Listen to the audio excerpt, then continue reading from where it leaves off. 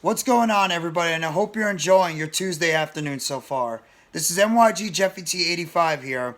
And I'm going to talk about a speedy outfielder that once played with the New York Yankees and the Arizona Diamondbacks that the New York Mets had brought in to help out with some outfield depth going into the 2023 Major League Baseball season. And that, of course, is the former Yankee Tim Locastro. The New York Mets yesterday signed Tim Locastro to a minor league deal.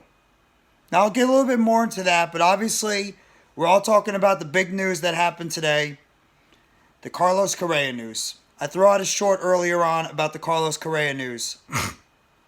Carlos Correa, we all know what's been happening the past few weeks. He signed a contract with the New York Mets originally for 12 years, $315 million, after he previously signed a contract with the San Francisco Giants for 13 years and $350 million, but then they saw the physical and they decided to pull back the deal. That was all the way in the beginning of December. And then that's when the Mets swooped in and they were able to sign Correa. Then obviously the Mets took a physical on Correa and they saw the same problem that the Giants saw.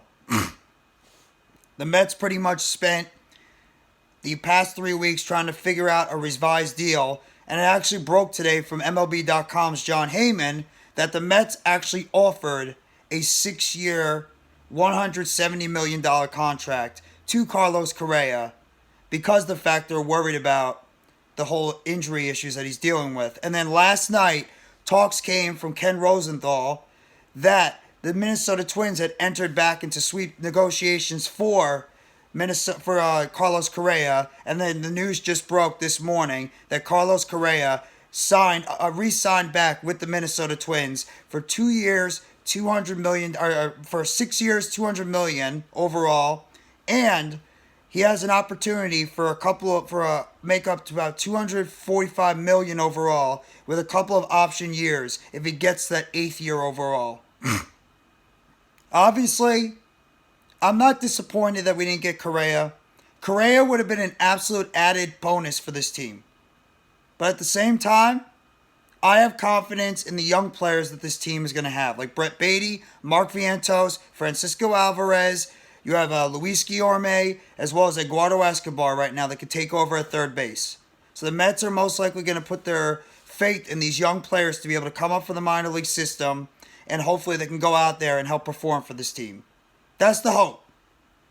Baty has got a lot of talent, but he didn't show a lot because he got hurt. Alvarez only had a small cup of tea in the major leagues. Vientos, same thing. It seems like the Mets are not as high on Vientos as they are on Baty and Alvarez.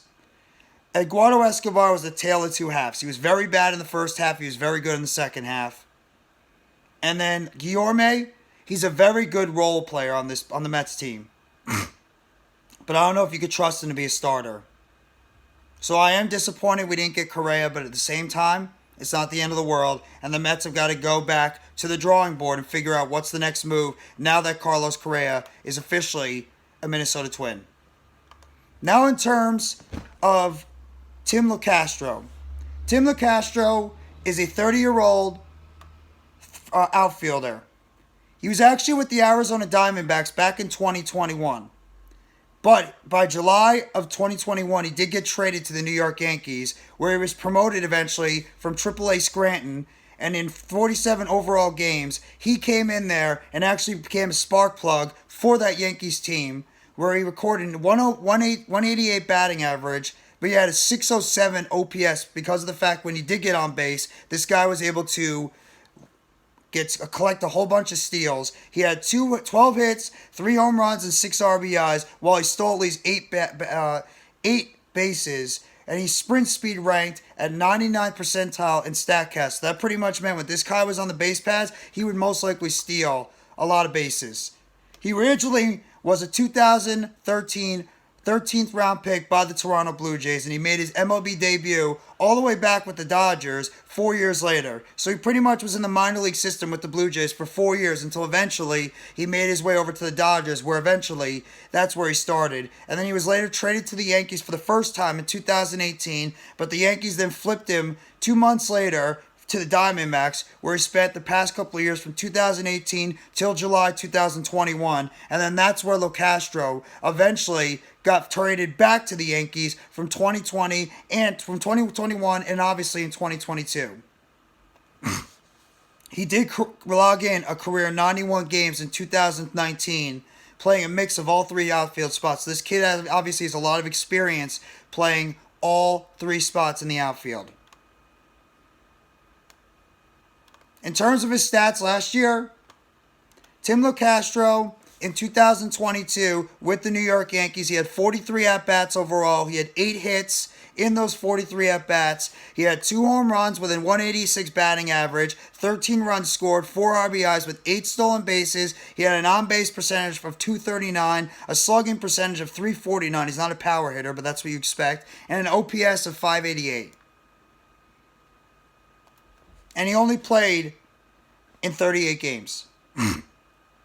The Mets were looking for outfield depth. Now, is Tim Locastro the answer? No. He's not. But he's getting signed to a minor league deal. He is 30 years old, so he's not young. But at the same time, he's not like, at the end of his career.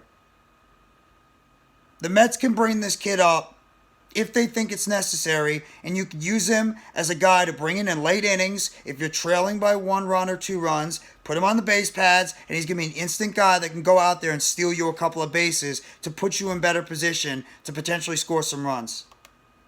That's what I look at a guy like Tim Locastro. He's not going to get you a lot of hitting. He's not going to get you power. He's not going to be a guy that's going to go up there and slug a whole bunch of home runs. It's not his game. But what this guy is going to do is when he gets on the base pads, if he's called up to the Major League Baseball team for the Mets, he's going to go out there, and if he gets on the bases, he's going to steal you a couple. So I don't mind this move at all. The fact he's only signed to a minor league deal, it doesn't hurt the Mets at all. See what happens. If you want, you can bring him up to the major leagues during the season if he shows out at Triple-A-Syracuse, and see what you can get from this kid. I think it's a solid move. It's a solid move. The Mets are lacking a little bit in depth right now in the outfield. They still haven't really gotten themselves a true outfield guy. You could obviously move McNeil to the outfield on some days. You could put Escobar out there. Vientos has experience playing the outfield. I heard Brett Beatty is even wanting to try out the outfield. Right now, your outfield starting is Canha in left, Nimmo in center, and Marte in right. You have Khalil Lee as well. That can be a guy you could bring up for the minor leagues. That could be that 4th outfielder. Dominic Smith left the team. He's now part of the Washington Nationals. Maybe thought about bringing back Conforto. He's now a San Francisco Giant. There's still names out there the Mets could add. And now I wonder if the Mets might be going into the free agent market and try to bring in one of these veteran outfielders that are out there on the free agent market, like a Trey Mancini or an Adam Duvall, who I previewed a couple of weeks ago.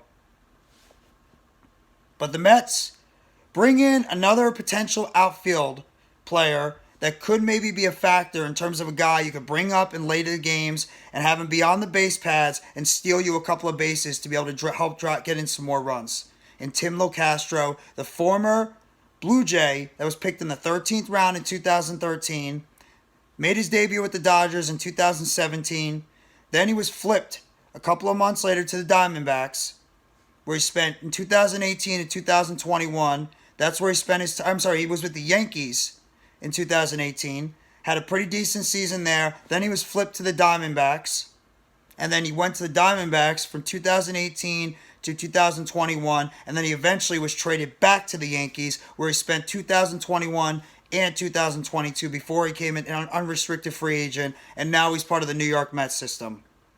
So we'll wait and see what Tim Locastro can bring this team. But that's your news right now. The Mets have officially signed former Diamondback and Yankees outfielder Tim Locastro to a minor league deal.